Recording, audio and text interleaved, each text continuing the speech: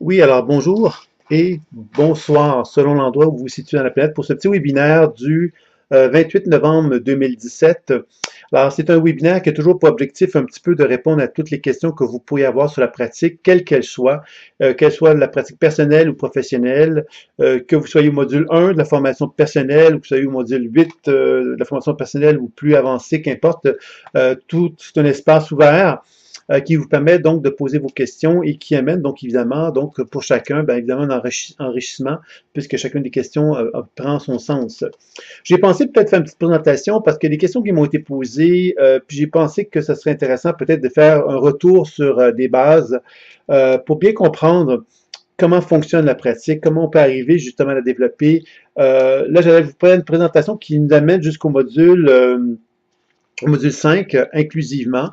On pourrait ajouter le module 6, évidemment, pour Elisa, sans aucun problème, puisque vous allez voir que on pourrait effectivement continuer comme ça jusqu'à la fin de la formation et constater que ce que je vais vous parler est toujours un petit peu la même façon de faire, la même façon de procéder qu'on va chercher à faire. Donc, je voulais donc vous faire une petite synthèse, une petite genre de rétrospective de ce qui a été vu et pour mieux cerner justement la nature de la pratique. Donc, la première étape, c'est l'enracinement, ça vous l'avez bien compris, qui est une technique de préparation. Après ça, évidemment, vous allez commencer à faire le décodage intuitif. Le décodage intuitif, pour faire un retour encore bien clair là-dessus, il y a plusieurs façons de travailler avec le décodage intuitif pour être capable de favoriser donc le développement de l'intuition. La première chose que je vous ai enseignée, c'est de dire, ben voilà, on s'enracine, on relie la terre et le ciel dans le cœur, et du cœur, je vais donc envoyer de la lumière vers une région de mon corps. Ça pourrait être un genou, par exemple. Alors, quand je fais ça, je vais donc illuminer mon genou et il va donc avoir des images, des sensations, des mots qui vont se manifester. Alors, quand se produisent ces situations, justement, comme celle-là que je viens de vous décrire, ça reste un peu comme on touche quelque chose de général. C'est-à-dire que je ne pars pas avec le principe que je vais travailler avec mon genou qui a une structure physiologique très précise. Je pars du principe que j'envoie de la lumière dans mon genou, j'envoie donc de la lumière dans cette région-là et je vais donc voir apparaître quelque chose et ça reste effectivement quelque chose de pas concret. On parle d'énergie à ce moment-là. Et quand je dis que c'est pas concret, parce qu'évidemment, on pourrait aussi bien cerner mieux cerner le décollage intuitif qu'on veut faire dans notre genou en prenant le soin d'aller voir comment mon genou est fait physiologiquement, c'est-à-dire en allant ouvrir un livre d'anatomie, par exemple, ou un livre de physiologie, et de prendre le temps de regarder comment est fait mon genou physiologiquement. Et on sait que tous les genoux sont faits de la même façon ou à peu près. Donc, évidemment, quand je commence à explorer mon genou, ben, inévitablement, je vais avoir une représentation imaginaire de comment mon genou devrait ressembler physiologiquement. Et à ce moment-là, je vais pouvoir comparer ce que j'ai comme perception avec la réalité. Je vous fais part de ça parce que je crois que c'est très, très important de bien cerner cette dimension du concret. Alors, si je travaille sur mon corps, j'ai beaucoup plus d'avantages de cerner la réalité corporelle que j'ai, les problématiques que je peux avoir physiquement, si je travaille avec la physiologie, si je travaille avec la structure physique. Si je reste dans le flou, par exemple dans l'aspect énergétique, ben, quelque part, je vais parler d'énergie, mais je ne parlerai pas de corps. Si je parle de corps et d'énergie, j'augmente ma capacité de comprendre ce qui se passe, j'arrive à mieux cerner ce que je veux arriver à soigner. Alors, je pense que pour le décodage intuitif, quand on veut parler de l'aspect santé énergétique et santé physique, on va toujours chercher justement à utiliser le support physique pour travailler dessus. Par exemple, si j'ai un mal de tête, bien évidemment, je pourrais très bien me dire, ah, ben, je sens une lourdeur dans ma tête, on reste à un niveau un peu flou. Si je prends le temps de regarder comment ma tête est faite avec mon cerveau et tout ça, et je constate que dans mon cerveau, il y a des particularités que je perçois, ben à ce moment-là, je travaille avec quelque chose de beaucoup plus tangible et de concret qui va me permettre donc sans doute de me travailler de façon plus efficace et plus précise aussi, surtout dans le décollage intuitif, puis évidemment dans la notion de soins, ben, évidemment, je travaille avec quelque chose de beaucoup plus concret, je travaille vraiment avec les cellules de mon corps, je travaille beaucoup dans la densité, j'ai beaucoup plus d'impact probablement qui vont pouvoir en résulter. Pour ceux qui pourraient avoir des problèmes avec le son ou la vidéo, je vois que c'est pas tout le monde qui m'en parle, donc je vous invite simplement à sortir de la salle et de revenir. Ça pourrait peut-être vous être utile à ce moment-là. Donc ça, c'était une première chose que je voulais vous dire par rapport au décodage intuitif.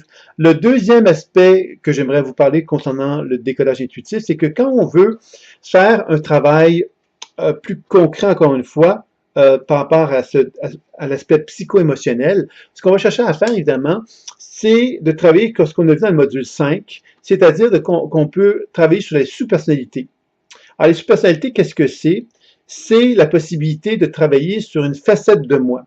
Alors, par exemple, je vais travailler sur la partie qui est fatiguée en moi, la partie qui est colérique en moi, la partie de moi qui se sent perdue, celle qui se sent triste, ainsi de suite. Alors là, je fais référence vraiment à des facettes de moi. C'est-à-dire que quand je dis que j'ai quelquefois de la tristesse, ce que je suis en train de dire, c'est que j'ai un état en moi, un état de conscience qui s'appelle la tristesse, qui se manifeste à moi de temps à autre. Alors, si je veux faire un travail sur lui, ben, je peux travailler sur cette partie-là de moi qui est triste et à ce moment-là, travailler sur une représentation imaginaire plus précise, encore une fois, de la tristesse, c'est-à-dire sur une représentation de moi-même qui est triste. Je vous rappelle évidemment qu'avec la technique de l'accueil qu'on avait vu dans le module 3 de la formation, ou ceux qui ont suivi l'introduction en week-end, en présentiel, l'ont vécu dans l'ordre du week-end. La technique de l'accueil est très intéressante parce qu'elle me permet aussi, donc, en utilisant la technique de l'écran, de me projeter devant un écran et de pouvoir faire un travail d'accueil de moi-même. Donc, l'accueil de moi-même, encore une fois, c'est moi dans ma globalité. Donc là, je ne travaille pas sur un état de conscience, je travaille sur moi, Sylvain Bélanger. Quand je travaille sur un état de conscience, par exemple, Sylvain qui est fatigué, Sylvain qui est colérique, ainsi de suite, là, je travaille sur des états de conscience, mais je vais travailler un petit peu de la même façon que je viens de décrire, c'est-à-dire que je vais constater que dans l'écran, je vais voir une représentation de moi, Sylvain Bélanger, qui va donc avoir des jambes, des pieds, un corps, un tronc, une jambe, etc., avec une certaine façon de se présenter à moi, et c'est ça qui va me donner des informations supplémentaires. Donc, dans le décodage intuitif, quand on veut vraiment avoir une bonne efficacité, ben on va chercher justement toujours de mettre vraiment une image concrète, une sensation concrète, des mots concrets, pour vraiment développer notre capacité donc de nous relier à ce quoi on veut travailler. Donc ça, c'est une chose dont je voulais vous parler. L'autre chose, c'est qu'évidemment, quand on veut faire un travail sur une autre personne, quand on veut se rapprocher d'une autre personne, parce qu'on l'a vu que l'information personnelle était possible de le faire, bien évidemment, qu'est-ce qu'on va faire? C'est qu'on va chercher, donc, encore une fois, à travailler avec une personne qu'on le connaît et on va avoir une représentation, encore une fois, de cette personne-là qui va se présenter à nous et on va pouvoir donc interagir avec elle. On a vu à travers la technique de l'accueil qu'il était possible de faire un travail sur une personne avec laquelle on souhaite se rapprocher. On sait qu'il y a plusieurs autres techniques que je vais vous présenter dans un court instant qui vont nous permettre aussi de travailler de cette façon-là. Donc, tout ça pour vous dire que justement, quand on commence à faire un travail de décodage intuitif, ben, ce qu'on va chercher à faire dans un premier temps, c'est vraiment donc de travailler avec quelque chose de concret le plus possible. Donc, si je travaille sur mon corps, sur l'aspect énergétique ou physique, je vais chercher à travailler sur l'anatomie, la physiologie de mon corps, donc ma réalité corporelle, et de reconnaître que dans cette réalité corporelle-là, se manifeste de l'énergie, se manifeste un rayonnement de lumière, et c'est comme ça que je vais interagir avec mon corps pour le faire parler d'une façon plus efficace. Est-ce qu'il y aurait des questions sur ce premier aspect-là dont je voulais vous parler, qui m'apparaissait important et que j'avais senti le besoin de clarifier?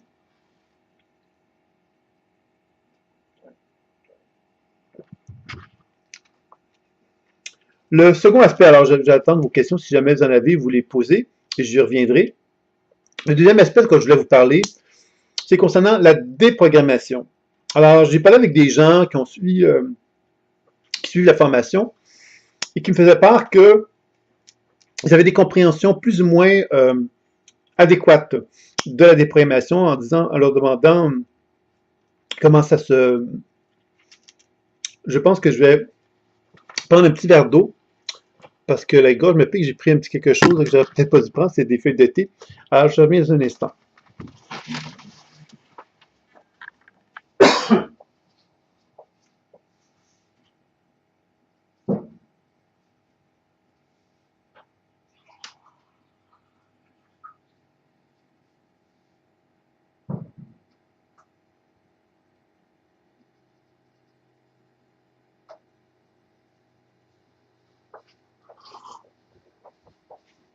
Bon, excusez-moi. OK, donc, alors, ce que j'étais en train de vous dire, c'est que la déprogrammation, j'ai parlé avec certains de mes étudiants qui avaient des questionnements sur la déprogrammation, puis je constatais qu'il y a un petit problème aussi à ce niveau-là, donc je voulais revenir aussi sur ça. Donc, le décodage intuitif, c'est une interaction qu'on a avec une perception visuelle, auditive ou sensitive. Et cette perception-là, on va chercher donc à discuter avec elle. Discuter avec elle, ça veut dire quoi? Ça veut donc dire communiquer. Quand je rencontre quelqu'un dans la rue et que je lui dis bonjour, il va me répondre comment ça va. Non, il ne va pas me répondre comment ça va, il va me répondre bonjour aussi. Après ça, je vais lui demander bon, comment ça va. Il va peut-être me répondre ça va bien. Il va peut-être me dire ça va mal. Je vais lui demander mais pourquoi ça va mal. Il va peut-être me dire effectivement que ça va mal parce qu'il se sent triste, parce que tout va mal dans sa vie.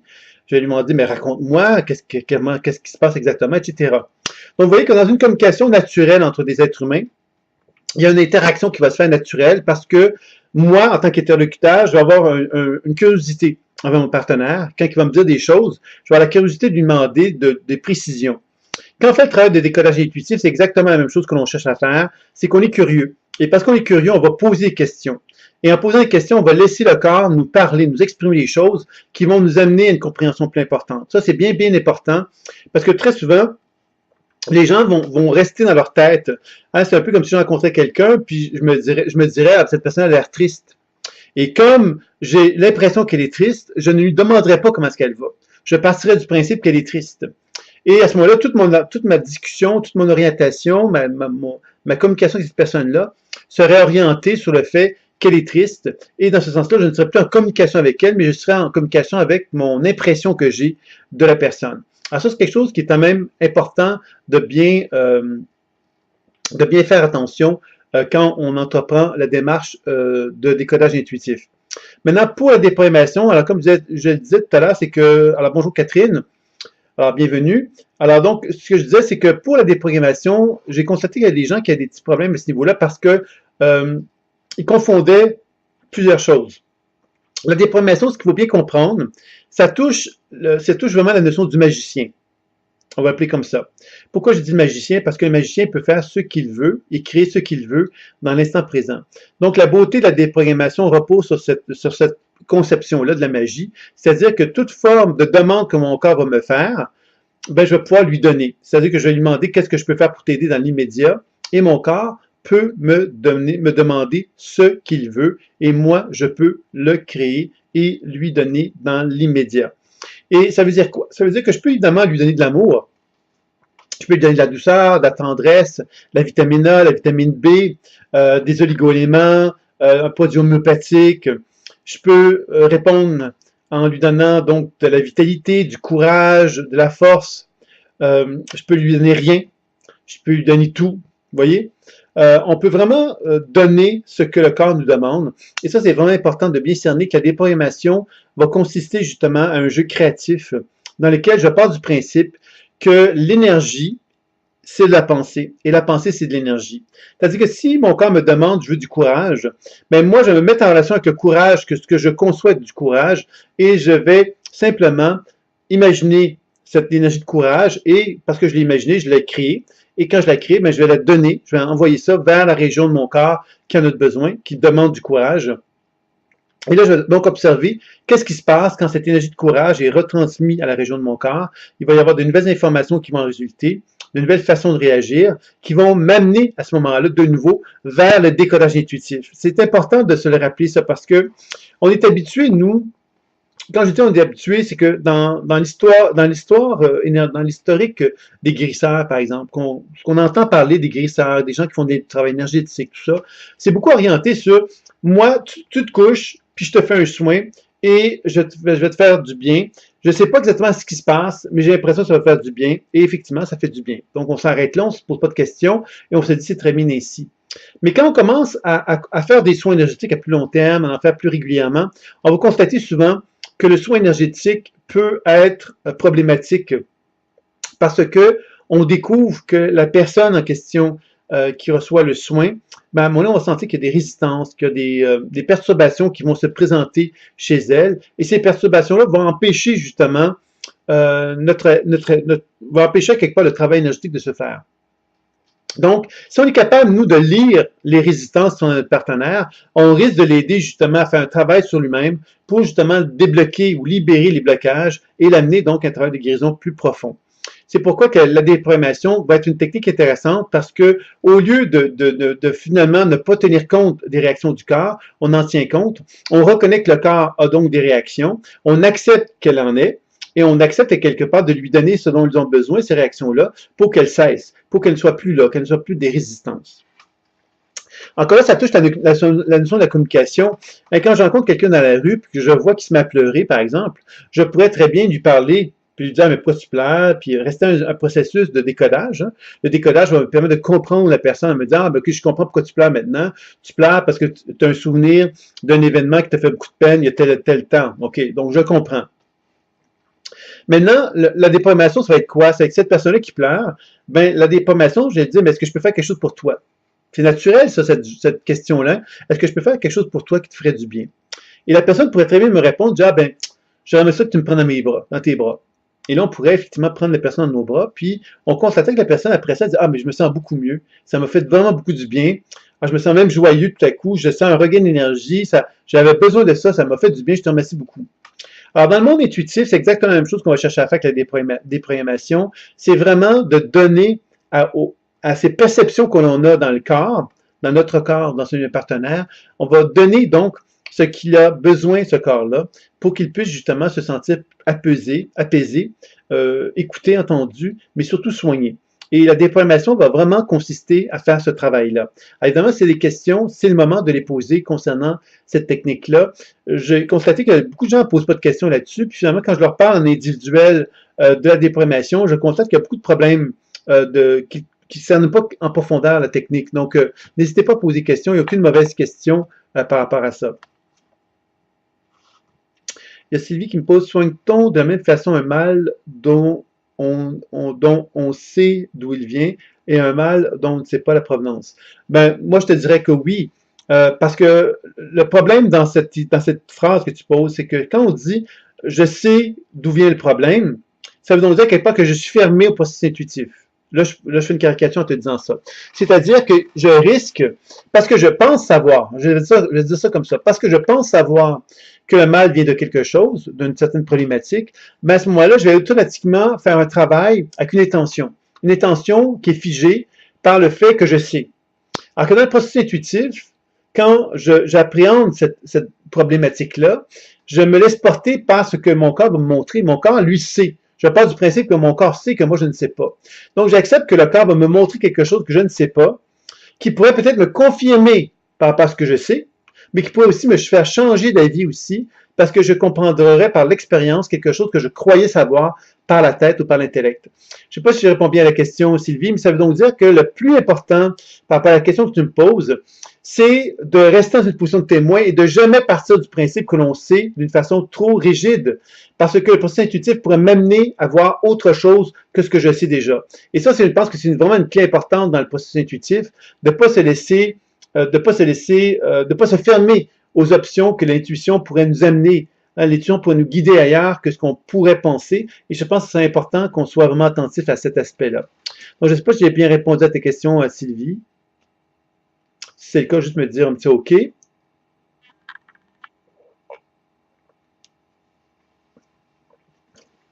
Et si, donc l'autre aspect, je le dis par rapport à la déprogrammation, que pour bien cerner aussi ce que c'est que la déprogrammation par rapport aux soins. Parce que aussi, il y a des gens qui me parlaient qui avaient de la confusion envers ces deux aspects-là. Alors, la déprogrammation, plus on avance dans le processus intuitif, plus on va arriver à comprendre que quand on fait un travail de décodage intuitif, ce qu'on va chercher à faire de plus en plus naturellement, c'est un travail d'interaction avec la mémoire. La mémoire, c'est-à-dire, ça veut dire quoi? Ça veut dire la mémoire, par exemple, dans un organe, dans mon système, dans mon corps physique, même si je traque mon foie ou mon genou, je vais constater que dans cette structure physiologique avec laquelle j'interagis, il y a donc une conscience mémorielle. Alors, je peux travailler sur mon foie et constater que dans mon foie, il peut y avoir des émotions qui se trouvent logées dedans. Et ces émotions, quelles sont-elles? Ce pas les émotions qui sont déterminées par mon intellect. Par exemple, on associe souvent le foie avec la colère. Ben ça, c'est théorique.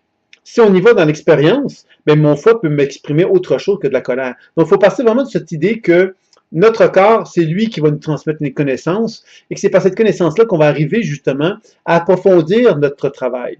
Donc, ça, je pense que c'est un élément bien important.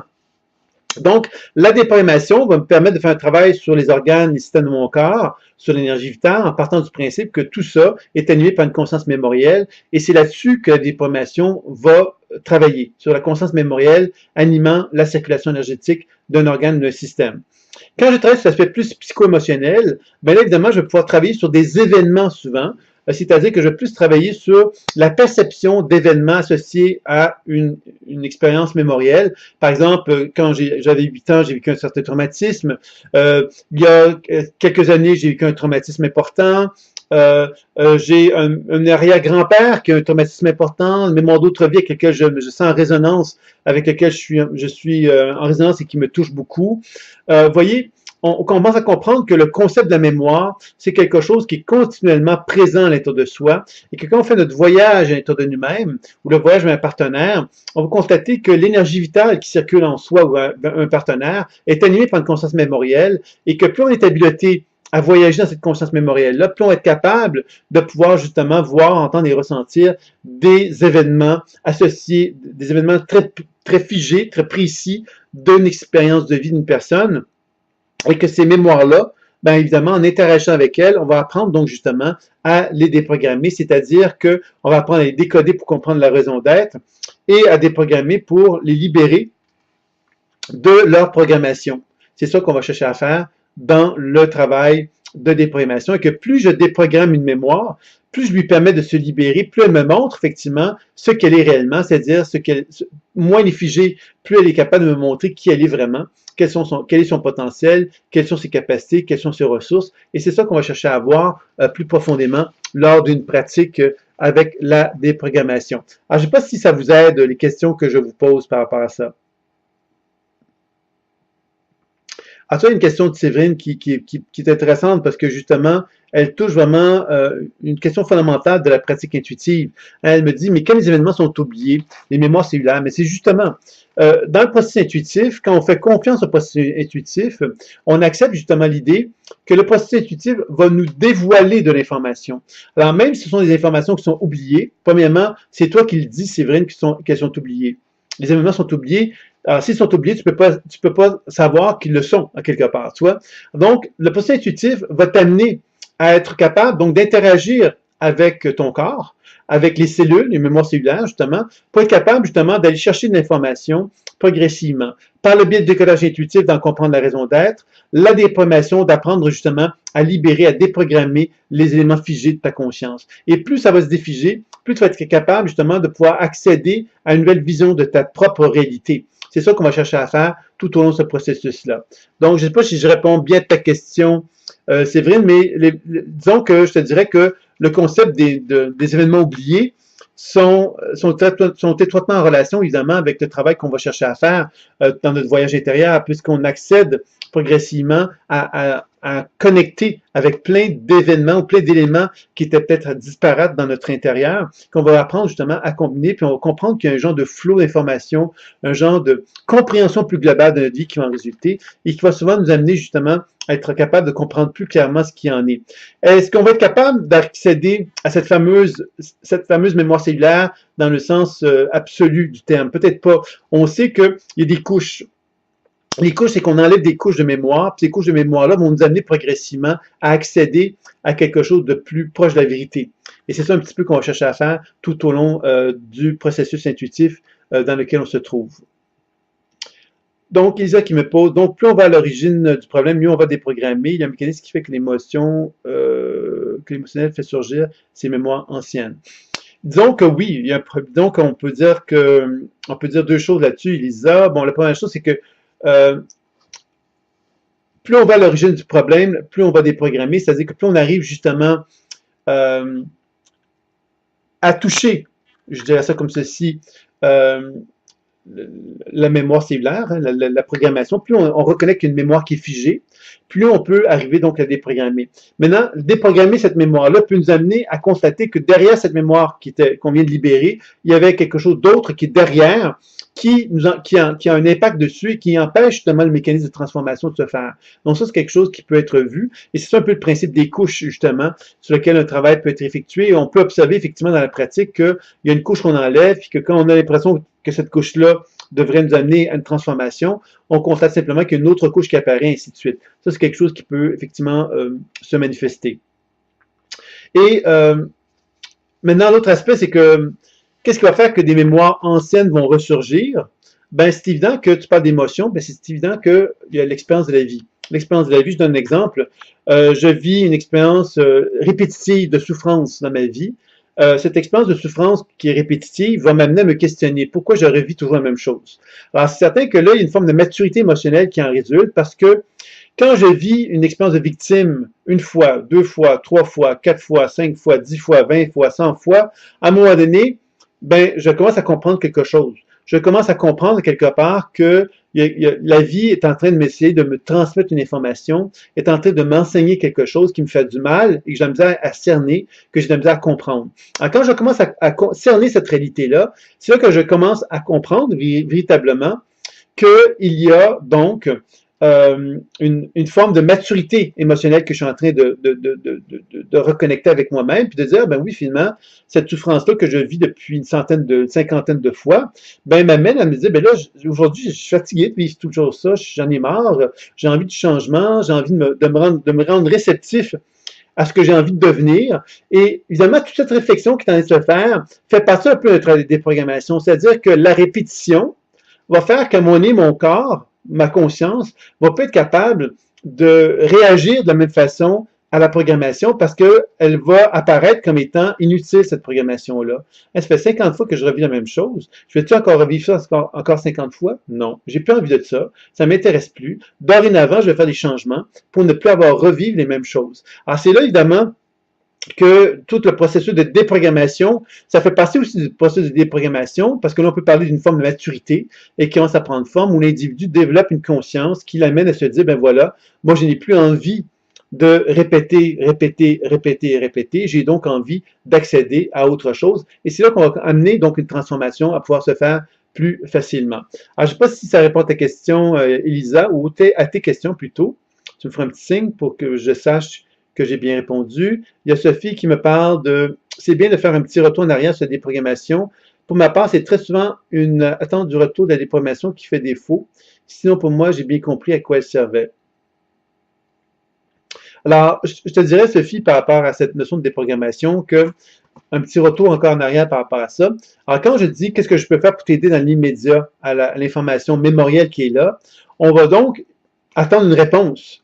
Maintenant, si la réponse ne vient pas, ça je vous le rappelle, qu'est-ce qu'on va faire? C'est qu'on va aller à la pêche. La pêche, ça veut dire qu'on va tenter de donner à la mémoire quelque chose qui nous donne l'impression qu'il lui ferait du bien. C'est une impression qu'on a. On n'est pas 100% sûr que ce qu'on va donner à la mémoire va lui faire du bien, mais on part du principe qu'on va faire une action qui va peut-être justement amener un changement. Alors ça peut être quelque chose d'intéressant. Et comment va-t-on déterminer ce qu'on va donner? Mais ça peut être par un instinct, ça peut être par une intuition, mais ça peut être aussi par le fait de se dire, mais c'est quoi le besoin que cette région-là a, selon moi? C'est quoi le besoin?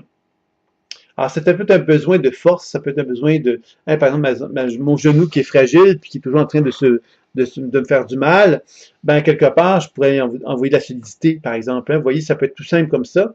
Et c'est comme ça qu'on va arriver, justement, à pouvoir évaluer de quelle façon que le corps va réagir. C'est ça qui est le plus important. C'est que si j'envoie de la force à mon genou, c'est d'observer comment il va réagir à ça.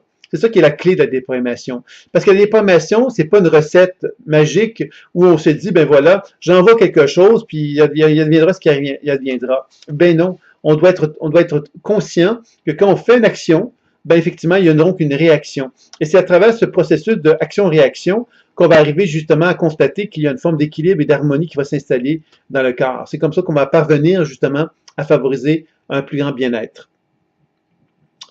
Séverine qui me dit, quand on veut se déprogrammer, l'autosabotage, l'addiction, la partie souhaitant arrêter et l'autre qui fait poursuivre, comment on peut valoriser la partie positive? Je dois demander pourquoi je vais à mon encontre, je dois interroger le cerveau. Alors, là, tu vois, tu touches le module 5, Séverine. Je ne sais pas si tu es rendu à ce module-là. Je ne sais pas si les autres le sont, mais je pense qu'il y en a plusieurs qui l'ont peut-être déjà vécu. Mais j'aimerais peut-être y revenir parce que c'est un module qui est très, très, très important. Et je pense que ce serait sans doute intéressant pour vous d'y jeter un coup d'œil. Donc, le module 5. il nous dit quoi, le module 5? Il nous dit qu'on peut travailler sur ce que j'appelle la multiconscience thérapie, c'est-à-dire que dans mon champ énergétique, je suis animé par plusieurs états de conscience distincts et différents, et ces états de conscience distincts et différents sont reliés donc ce qu'on pourrait appeler des sous-personnalités, c'est-à-dire des sous-facettes de moi. C'est-à-dire qu'en dedans de moi, je peux avoir une victime, je peux avoir un colérique, je peux avoir quelqu'un de dépressif, je peux avoir quelqu'un de réalisé, vous voyez. On peut avoir plusieurs facettes en l'état de soi-même. Et ces facettes-là vont se manifester à moi selon certaines circonstances, selon certaines situations. Je ne suis pas toujours en train de m'auto-saboter. Je ne suis pas toujours dans un état d'addiction. Cela m'arrive par moments. Et ce qui m'arrive, et ces moments-là, quelque part où ça m'arrive, c'est là que l'état de conscience se manifeste. Alors, qu'est-ce qu'on va faire pour travailler là-dessus, Séverine? C'est qu'on va justement travailler avec la technique de l'écran et on va simplement projeter sur un écran par exemple, la partie de soi qui fait de l'auto-sabotage, on va la projeter sur cet écran-là et on va observer à quoi elle ressemble, la Séverine qui s'auto-sabote. Alors, ça veut dire quoi? Ça veut donc dire que je vais voir une Séverine en train de s'auto-saboter devant moi et qu'est-ce que je vais faire avec elle? Mais je vais pouvoir y parler, discuter avec elle, questionner, comprendre, essayer de comprendre sa raison d'être. Je vais ensuite pouvoir aussi faire un travail de déprogrammation pour chercher justement à libérer sa programmation et je vais également pouvoir faire des techniques de soins aussi. Donc, et ça, je vais y arriver dans quelques instants. Et ça, c'est très important de comprendre que tout le travail de déprogrammation, ça inclut décodage, déprogrammation et soins. C'est-à-dire que si je fais un travail de déprogrammation, ben, ça veut donc dire quelque part que je peux supporter le travail de déprogrammation par une technique de soins, puisque les techniques de soins vont, après avoir déprogrammé la mémoire, vont permettre justement de rétablir les flots énergétiques dans le corps. Donc, c'est là que ça devient très intéressant de pouvoir combiner les trois, décodage, déprogrammation et soins, qui vont faire qu'on va pouvoir parvenir justement à travailler de façon beaucoup plus fluide et harmonieuse avec le corps humain.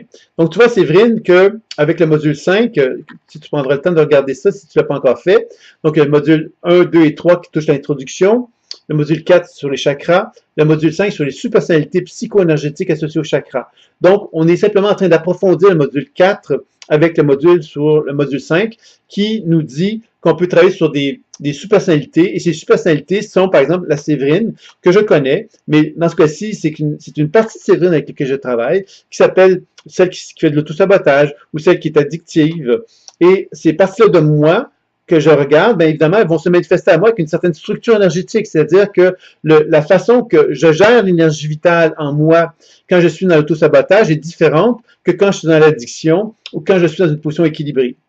Alors, on comprend ici qu'on va pouvoir donc interagir avec ces facettes-là de moi en interagissant avec elles en faisant du décodage, des programmations et les techniques de soins qui vont avoir pour objectif donc de pouvoir soit accueillir l'énergie en question, soit faire du transfert d'énergie, miniaturisation, chirurgie, ou encore travailler sur les chakras, comme on l'a vu dans le module 4. Alors, tu vois ici qu'on touche énormément de choses déjà qui peuvent être fort intéressantes pour rester focusé sur le travail de la partie de soi qui est auto-sabotrice ou qui fait de l'addiction, etc., etc. Donc, on peut déjà vraiment faire un gros travail là-dessus. Tu pourrais interroger le cerveau en sachant que le cerveau, par exemple, serait trop mental, par exemple. Hein, on pourrait dire, ben voilà, moi, mon cerveau est trop en interrogation, il reste trop dans la tête, il est toujours en train de se poser des questions. Et là, je pourrais le mettre sur la chaise, sur la technique de l'écran. Et là, je pourrais travailler sur le cerveau qui s'interroge trop en lui demandant des questions, en interagissant avec lui, en déprogrammant et en soignant de la même façon. J'ai lu où plusieurs énergies disent mauvaise énergie associée à entité qui est là. Moi, personnellement, je te dirais, c'est tous des mots, parce qu'il faut faire attention aux mots qu'on utilise. Quand on parle d'entité, ça laisse toujours, souvent sous-entendre, ce que j'entends avec le mot entité, souvent, malheureusement, dans le milieu, c'est comme ça qu'on l'entend.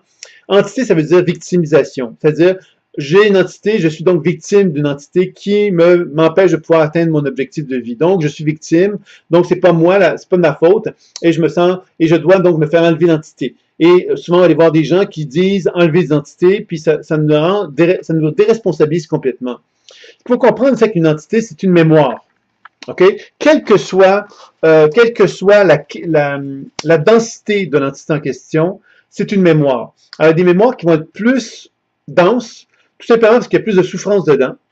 Et il y a des entités qui sont moins denses, tout simplement parce qu'elles sont moins souffrantes, elles sont moins dans la souffrance. Alors, plus une mémoire est dans la souffrance, ça veut donc dire qu'elle plus elle est figée, plus elle est isolée.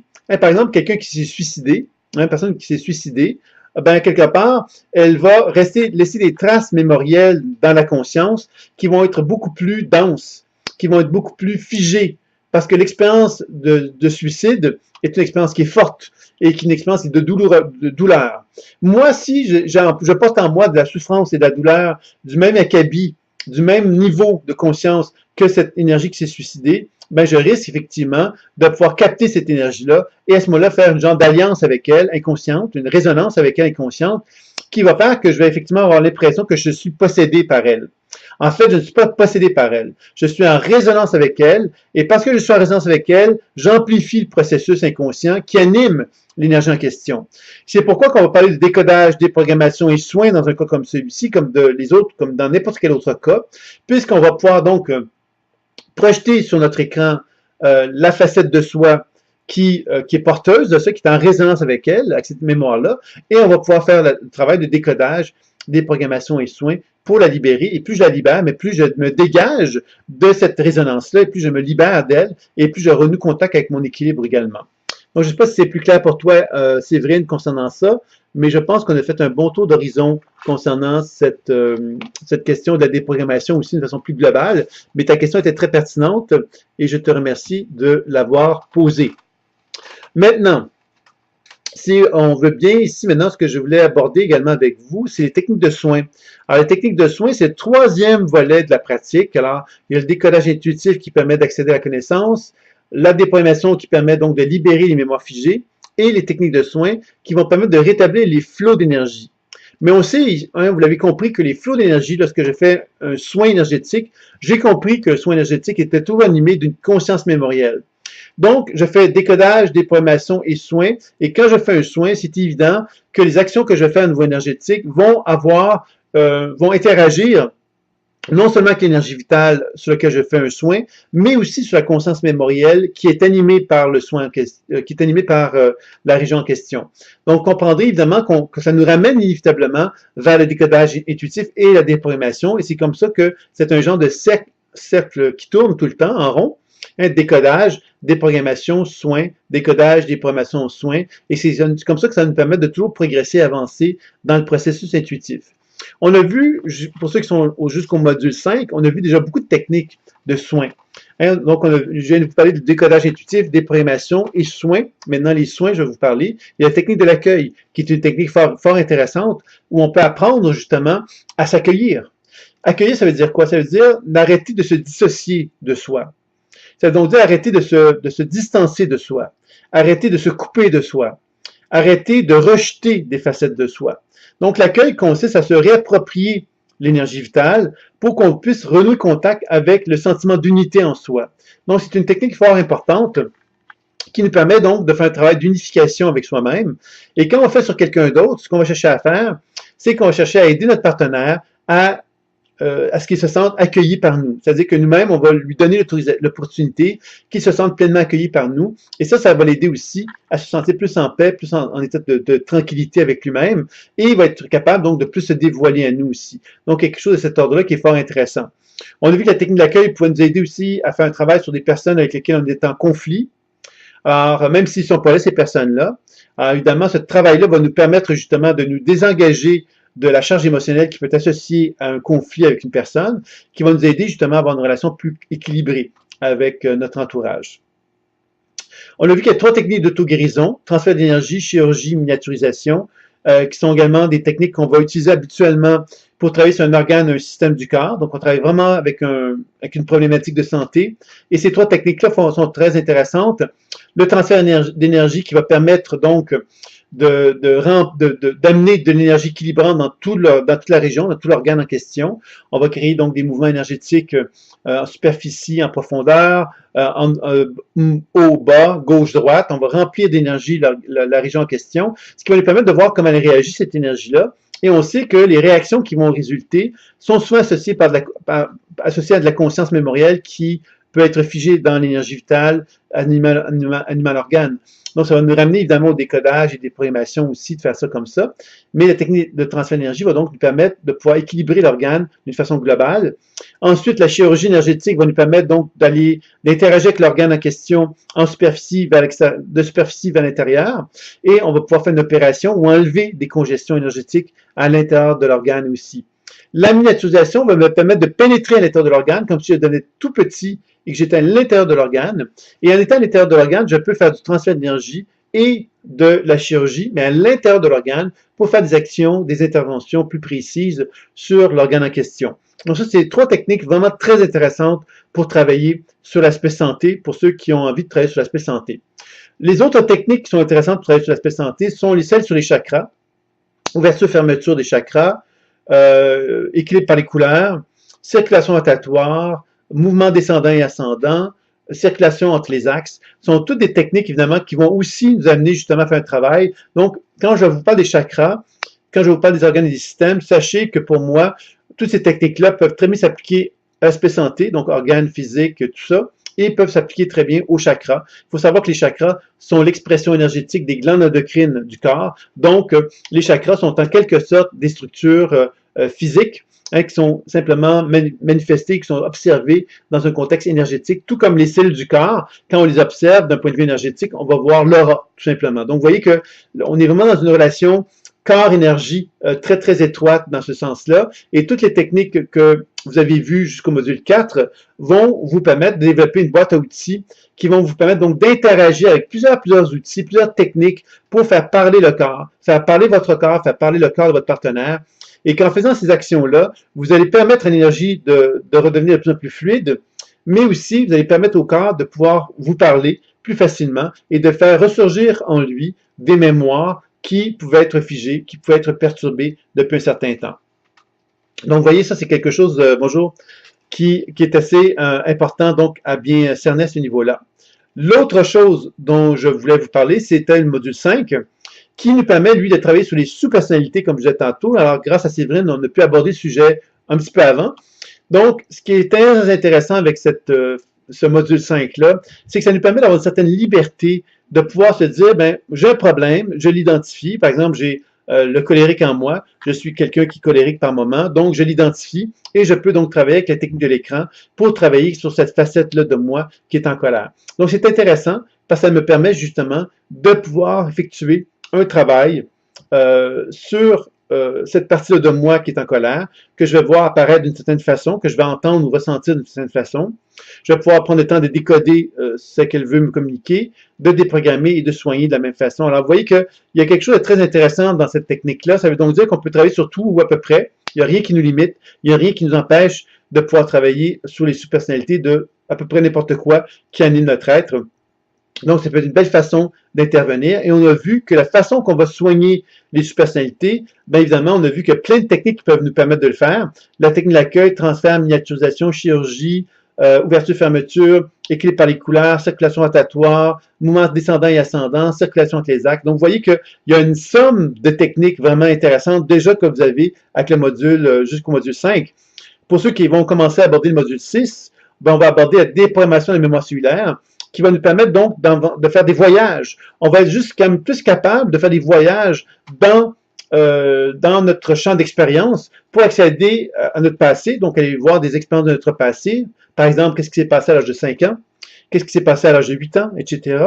On peut aussi faire des voyages avec nos ancêtres. Qu'est-ce qui s'est passé, qu'est-ce qui s'est arrivé avec mon grand-père, qu'est-ce qui est arrivé à mon arrière-grand-père, et ainsi de suite. On peut donc faire des voyages localisés, précis. On peut travailler également sur des mémoires d'autres vies. Je constate que je suis très affecté quand je me mets en relation avec des événements avec l'histoire du Moyen-Âge. Mais je pourrais très bien les raisonner, voyager dans l'époque du Moyen-Âge pour aller comprendre davantage la relation que je vis là-bas. Alors, vous voyez que c'est plein de choses comme ça qui peuvent être faites, qui vont nous amener donc à être capables de pouvoir simplement faire des voyages plus contrôlés, plus dirigés dans la conscience mémorielle pour être capable de se soigner avec plus d'efficacité et plus d'harmonie. Alors, c'est ça un peu que j'avais envie de vous partager aujourd'hui. Donc, je ne sais pas s'il y a des questions maintenant sur l'ensemble de ce que j'avais à vous présenter, qui j'espère va vous aider dans la pratique.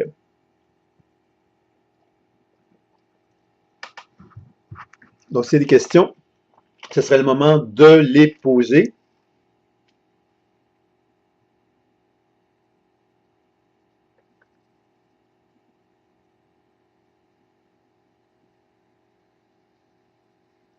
Comme je disais tantôt, il n'y a pas de mauvaises questions.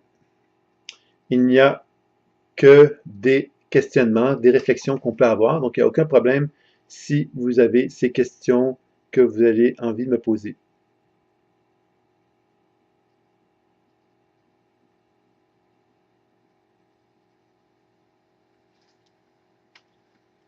OK, donc je pense que ça vous apparaissait clair dans ce que je vous ai raconté, si je comprends bien. Et j'espère que j'étais intéressant et que j'ai pu vous apporter un éclaircissement sur la pratique. Alors, vous savez que je vous dis ça comme information, si ça vous intéresse, dans les prochains jours, ça va dépendre de comment mon partenaire, mon webmaster va pouvoir vous envoyer les choses, mais il y a des conférences qui vont avoir lieu donc dans les prochains jours. Donc, vous allez recevoir un mail à ce sujet-là dans les prochains jours qui vont vous inviter pour une conférence. Et là, ça s'adresse à tout le monde, donc c'est pas juste uniquement aux gens qui sont en formation. Il y a une question qui vient ici. Comment perçoit-on les résistances qui empêchent les... attends un petit instant, je vais juste me déplacer. Comment empêche-t-on... Comment empêche-t-on les résistances? Je n'arrive pas à tout lire, c'est pour ça que je vais devoir faire quelque chose. Voilà. Comment perçoit-on les résistances qui empêchent les soins énergétiques? Je ne comprends pas très bien cette question-là, France, parce que tout ce dont... ça va dépendre finalement en fin de compte, il y a plusieurs façons de voir la résistance. La première chose, c'est que je vais te donner un exemple. Tu es au pied, tu es en train de te faire un enracinement, par exemple, sur toi-même. L'enracinement va te permettre de constater, ah ben c'est drôle, hein, j'arrive pas à faire circuler l'énergie dans mon côté gauche, dans ma jambe gauche, ça bouge pas du tout, j'arrive pas à faire circuler l'énergie de la Terre dans ma jambe gauche. C'est une résistance. Quand tu fais un travail d'auto-guérison sur ton genou et que tu constates à quelque part que tu envoies de l'énergie avec le transfert d'énergie dans ton genou et que ça circule pas, ça bouge pas, ou que tu essaies justement par la chirurgie d'enlever des grosses congestions dans ton genou et que les congestions que tu enlèves, ben, finalement, ça semble réapparaître tout de suite. C'est une résistance. Quand tu travailles justement sur le partenaire, tu es au pied du partenaire et que tu envoies de l'énergie dans son corps puis que tu sens que ça ne bouge pas dans son bassin, tu n'arrives pas à faire circuler l'énergie dans son bassin, c'est une résistance. Alors, tu vois, c'est toutes des choses comme ça qui sont de l'ordre de résistance. Les résistances, c'est finalement toute forme de manifestations qui ne sont pas, ou dans lesquelles tu ne sens pas quelque part qu'il y a une fluidité qui est présente. Donc, c'est une résistance, ça veut donc dire quelque part quelque chose qui ne bouge pas, qui ne circule pas, qui ne permet pas justement de rétablir les flux énergétiques. C'est comme ça qu'on va pouvoir arriver à identifier à ce moment-là que c'est une résistance.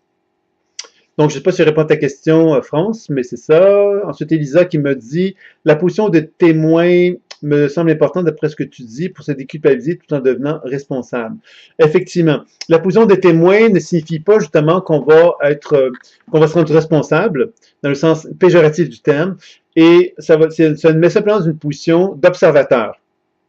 L'observateur, par exemple, si je travaille sur la partie de moi qui est coupable, qui se sent coupable, ben moi, je suis un observateur, je vais observer cette partie-là de moi qui se sent coupable, qui se sent pas à la hauteur, qui se sent honteuse, mais je ne vais pas vibrer avec l'émotion de honte ou de culpabilité que cette personne peut ressentir. Je vais chercher simplement à l'observer, puis à la questionner, puis à la déprogrammer, puis à la soigner.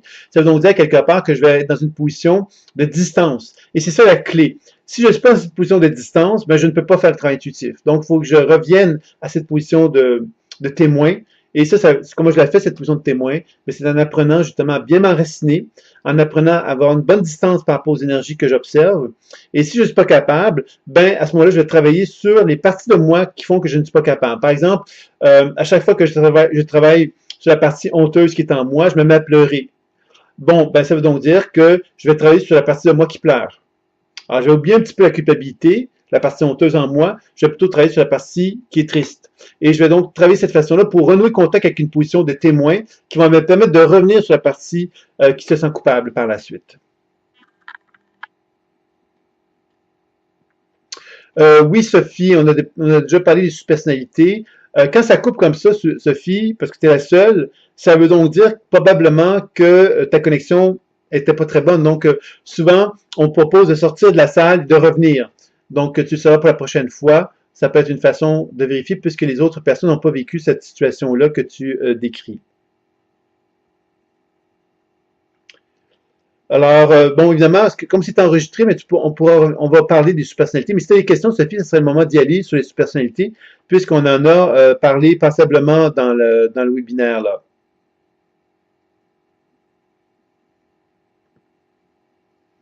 Ce qu'on a dit sur les subpersonnalités, je pense que ça a été vraiment dit à plusieurs reprises. Hein. C'est pour ça que je ne vais peut-être pas revenir sur tout ce qui a été dit, parce qu'on en a parlé longuement. Mais sache que les subpersonnalités, c'est vraiment un élément très fondamental de la pratique, puisque ça nous permet vraiment de nous prendre en petits morceaux, en fin de compte, et de pouvoir travailler sur des facettes de soi. Alors, la partie de nous qui, par exemple, se sent coupable, la partie de nous qui se sent colérique, etc., on peut travailler de cette façon-là d'une façon très efficace. C'est comme ça qu'on va pouvoir arriver à le faire. J'ai du mal à faire la différence entre un chakra qui est désaligné pour apprendre tous les termes d'un non aligné et la subpersonnalité. J'ai du mal à faire, oui, mais comment la remarquer? La différence entre un chakra qui est désaligné pour apprendre tous les termes de non aligné et la subpersonnalité. Je te dirais que il n'y a pas de différence entre un chakra et une subpersonnalité pour commencer. C'est des points de vue différents. Le chakra qui est désharmonisé, par exemple, qui est désaligné, un chakra qui est désaligné, c'est un état énergétique. Cet état énergétique, pourquoi il est désaligné maintenant? C'est qu'il y a une cause psycho-émotionnelle. Cette cause psycho-émotionnelle pourrait être associée, par exemple, à quelqu'un qui s'est déconnecté d'une colère qui est en lui. OK? Donc, le chakra qui est désaligné, c'est un état énergétique qui entraîne des perturbations de point de vue énergétique. Et la cause de cette perturbation énergétique-là va être effectivement ce refus de la colère qu'on ne veut pas connecter parce que justement, on a l'impression que c'est défendu. C'est ça qui provoque l'alignement, le désalignement. Alors, je ne sais pas si tu comprends ce que je veux dire par là. C'est-à-dire qu'il n'y a pas de différence. Ce sont des façons de voir les choses différentes.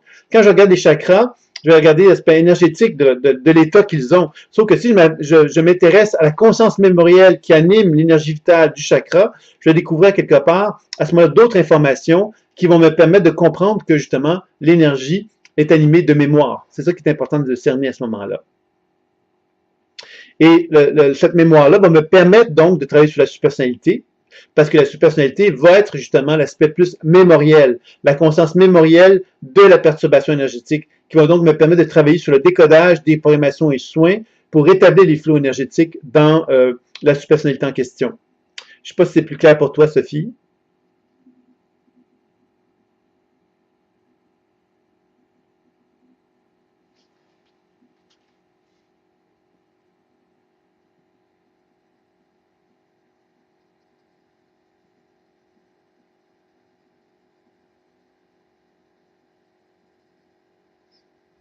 Donc, j'attends de voir si tu as des questionnements, Sophie, si c'est plus clair pour toi. S'il y a d'autres questions ici, n'hésitez pas, puisqu'on va bientôt terminer notre webinaire pour ce soir.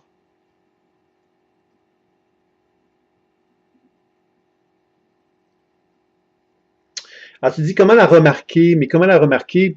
C'est que les subpersonnalités, quelque part, puis ça, on a vu dans le début, ça concerne beaucoup l'aspect du décodage intuitif. Comment la remarquer? On ne fait pas comment la remarquer. On va simplement, à ce moment-là, reconnaître qu'il y a des états qui sont en nous, avec lesquels on fait un travail. C'est-à-dire que moi, si je fais un décodage intuitif sur mon chakra qui est désaligné, je comprends que dans mon chakra désaligné, il y a une colère refoulée. Ben, ce que je vais faire ensuite pour travailler sur la colère refoulée, c'est que je vais travailler sur la subpersonnalité du refoulement, de la partie de moi qui refoule la colère. Donc, c'est comme ça qu'on va pouvoir faire le travail, tu vois.